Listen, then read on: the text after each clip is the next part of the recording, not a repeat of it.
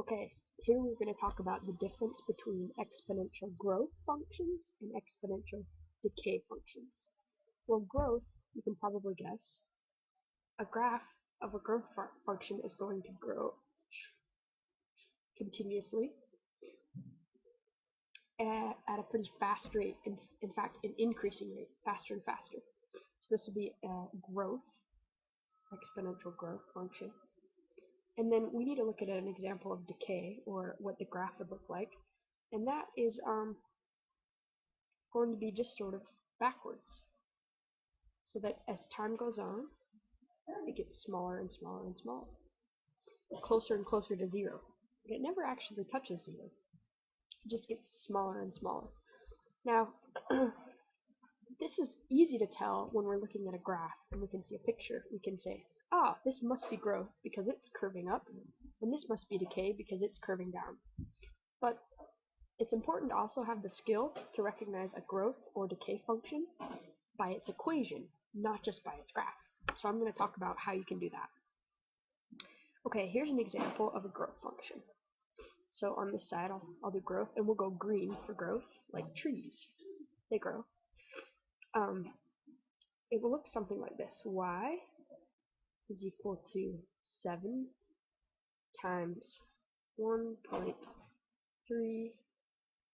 to the x, or to the t, depending on what the variable is. We'll just put to the x power. Okay, so there's a growth. And decay, if you're decaying, let's pick this sort of morbid red color for decay. And that would look something like this. Y equals maybe 5 times 0.8 to the x power. Now, what's important in the way that you can tell if something is growth or decay is by looking at what is inside of the parentheses here. If the number inside of the parentheses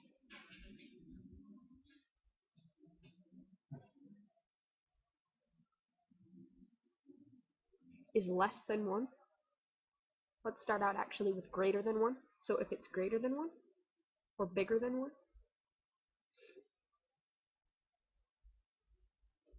it's going to grow.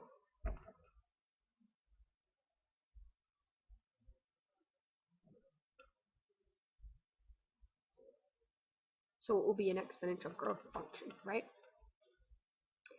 If it's less than 1, you can probably guess that it is going to decay or get smaller.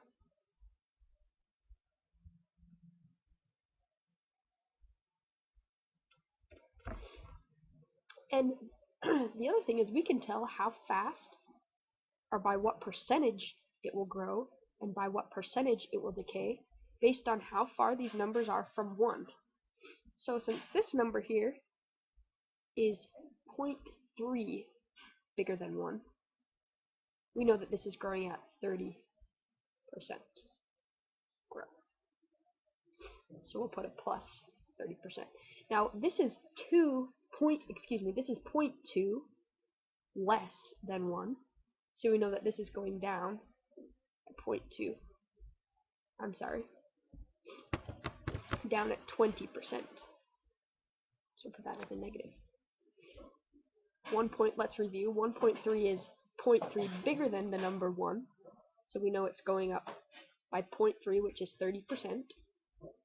And then 0.8 is 0.2 smaller than 1. And so we know that it's going down by 20%. Okay? Let's go ahead and match these numbers over here now, and then we'll be finished with the problem. We're going to match in, let's match in blue. Okay, this first problem, remember we can ignore all of the other numbers, we're just looking at what's inside of the parentheses. So here inside of the parentheses we have 0.9. 0.9 is less than 1 by 0.10.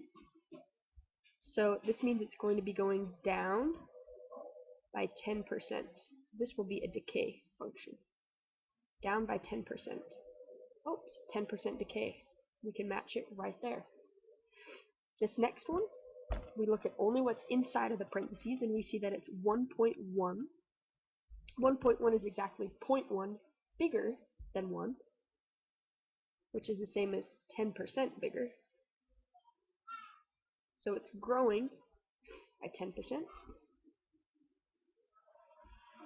1/2, now we have a fraction, is inside of the parentheses. It doesn't matter. See, they put a variable outside a. That's because it doesn't matter what's outside of the parentheses. It could be anything. Inside is 1/2. 1/2 is definitely less than 1, and it's 50% less. So we're going down 50%, which means we're decaying by 50%. Also straight across. And then our final answer, we know, must match here. Let's check and make sure. 3/2 is what is inside the parentheses, and 3/2 is the same thing as 1.5. So that's 0.5 bigger than 1, which means it's growing by 50%. And yes, 50% growth is what we matched it to. I hope this is helpful.